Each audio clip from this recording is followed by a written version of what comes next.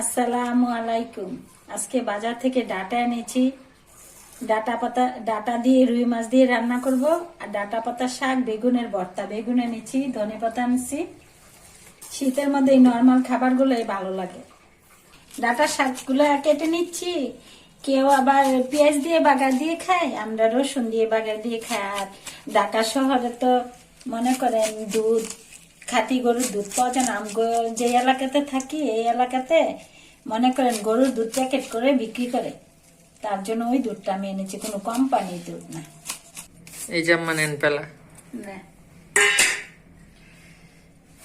আজকে তো তুই বাসায় আসিলি না, বিকালে এক জায়গায় গেছিলাম ডাক্তার কাছে, তোরা বই চোখের ডাক্তার দেখাইতে। ডাক্তার কাছে যাইয়া বলতেছে তুমি দেখাও, আমার দেখানো লাগবো না।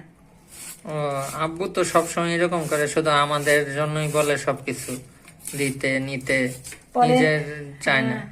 দেখাইতে যাইয়া দেখি যে তোর আব্বুরই বেশি সমস্যা, দুই চোখে দুই পাওয়ার।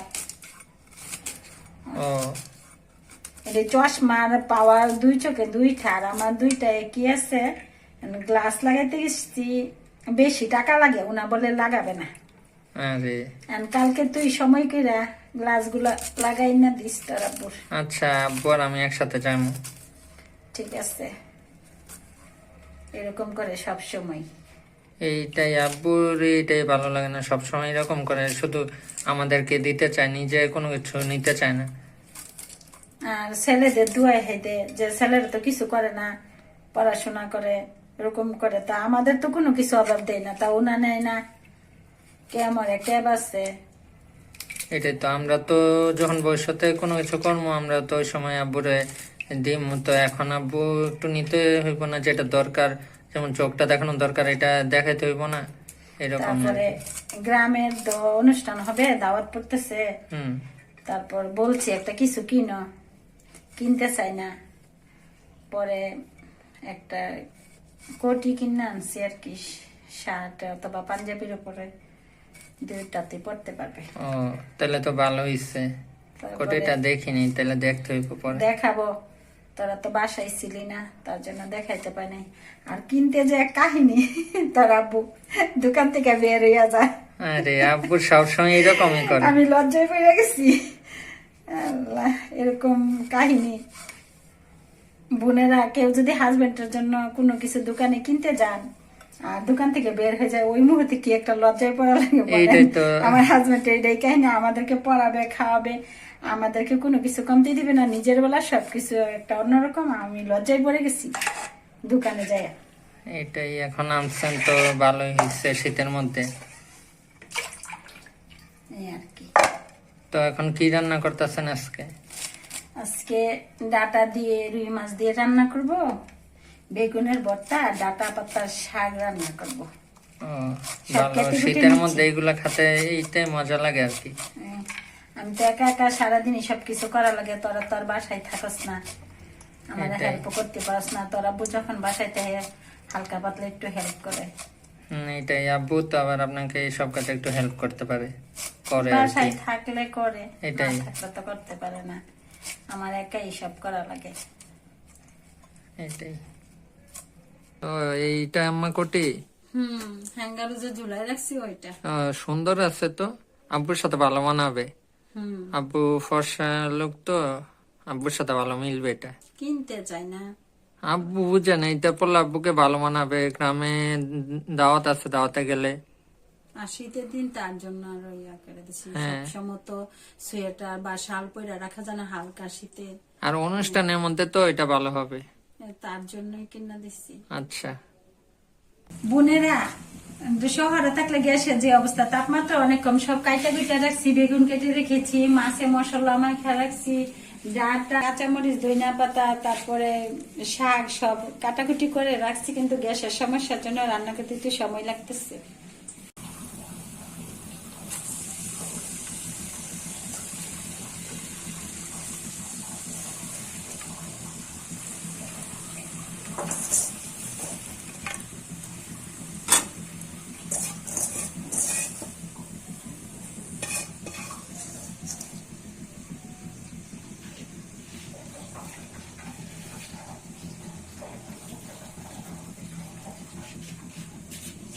শাক তো গ্যাসের চুলায় বসাইছিলাম, কিন্তু শাকটাও রান্না হচ্ছে না, কিরকম গ্যাস। মাস শেষে তো গ্যাসের বিল ঠিকই দেয়, গ্যাস থাকে না, এখানে বাধ্য হয়ে খাবার তো খাইতে হবে, তার জন্য কারেন্টের চুলায় বসাই দিছি। আমরা স্বল্প আয়ের মানুষ, এইভাবে যদি কারেন্টে রান্না করি, গ্যাসের বিলও দিয়ে কিভাবে সংসার চলবে বলেন বইনেরা। তেলগুলা গরম হয়েছে, মাছগুলা ভেজে নিচ্ছি। হলুদ মরিচ আগে মাখায় রাখছিলাম।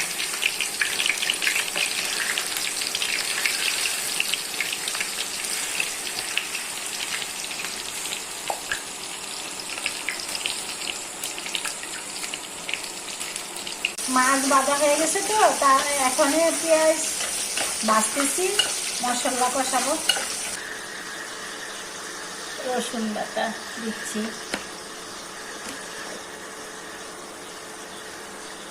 জিরার গুঁড়া,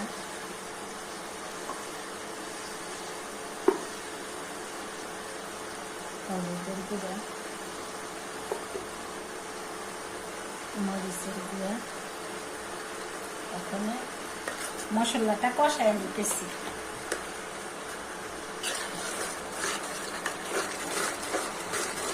আগে থেকে বাপিয়ে রাখা ডাঁটাগুলো দিয়ে দিচ্ছি, মশলা কষানো হয়ে গেছে। এখন লবণ দিয়ে দেব।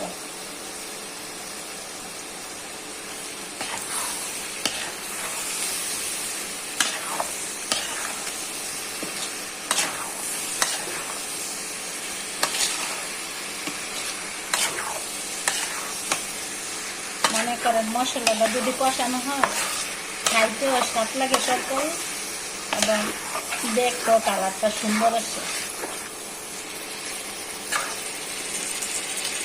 টাকাগুলো কষানো হয়ে গেছে, এখন ঝোল দিয়ে দিচ্ছি।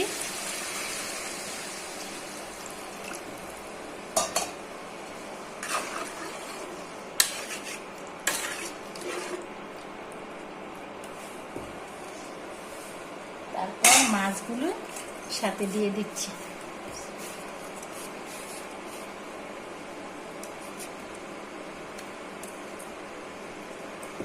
এখন রেখে দিচ্ছি। তরকারিটা হয়ে গেছে, ধনিয়া পাতা দিয়ে নামিয়ে ফেলবো। বেগুনের ভর্তার জন্য শুকনো মরিচ ভেজে নিচ্ছি। মরিচটাকে ভাজবো, পরে বেগুনটা ভাজবো। এনে বেগুনগুলো ঢেলে দিচ্ছি।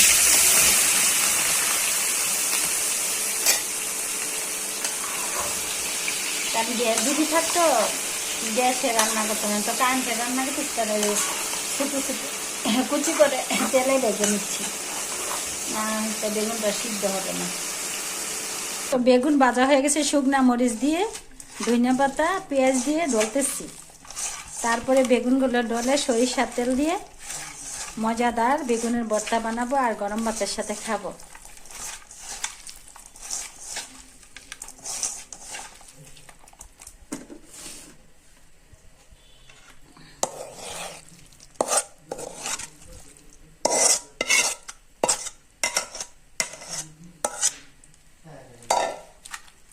গরম তো, হাতে ডলা দিতে একটু গরম লাগে।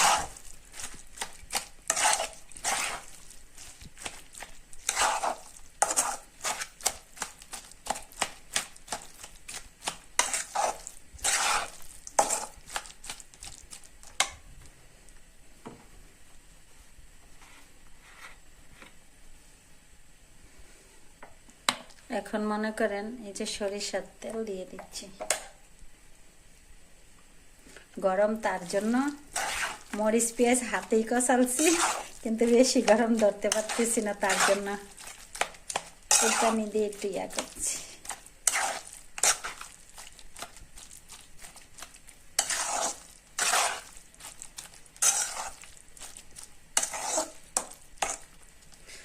হয়ে গেল মজাদার স্বাদের বেগুন ভর্তা। আমরা আর ওয়াশার পানি খাই তো, তার জন্য পানি ফুটিয়ে খাই। এখন একটু গ্যাস আসছে, তার জন্য পানি ফুটাইতে বসাইছি। রান্না শেষ, তার জন্য চুলাটা ধুয়ে মুছে রাখতেছি। পরিষ্কার করে না রাখলে তো তাড়াতাড়ি নষ্ট হয়ে যাবে। আজকে রান্না করেছি রুই মাছ দিয়ে ডাটা শাক, বেগুনের ভর্তা। এখন খাবার খাবো, আজকের ভিডিও এখানে শেষ হলো। আল্লাহ হাফেজ।